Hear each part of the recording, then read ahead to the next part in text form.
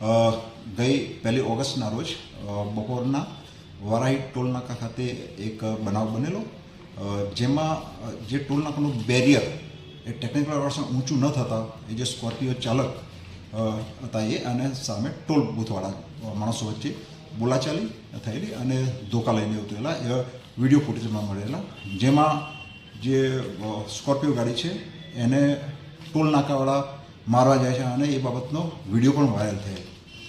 એ બાબતે પોલીસે તાત્કાલિક પહોંચી અને જે વિડીયો ફૂટેજના આધારે આરોપીઓને તાત્કાલિક પોલીસ સ્ટેશને લઈ આવેલા અને જે ફરિયાદ થયેલી એમાં જે આરોપીઓના હતા એમને કાયદેસરની કાર્યવાહી કરવામાં આવે છે.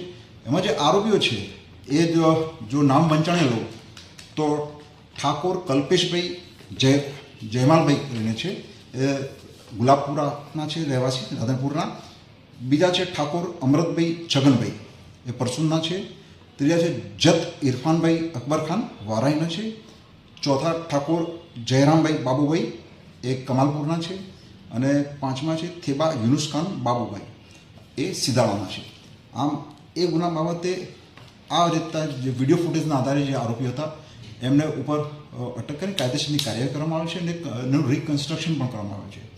સામા પક્ષે જે બીજો વિડીયો છે જેમાં એ જ જ્યારે બેરિયર ઊંચું નથી થયું અને ગાડી પછી પસાર થાય છે, એટલે ગાડીમાંથી પણ જે માણસો હતા ઈસમો એ પણ ધોકા લઈને સામે આવે છે. એના પછી પેલો બનાવ બનેલ છે.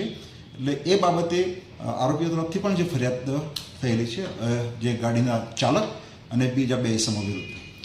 આમ જે સ્કોર્પિયો ચાલક હતા એમના ઉપર જે હુમલો થયેલો એ બાબતે પોલીસે કાયદેસરની કાર્યવાહી કરેલ છે અને 5 આરોપીઓને અટક કરેલ છે, જેમાં 3 ઠાકોર છે અને 2 મુસ્લિમ કોમના છે.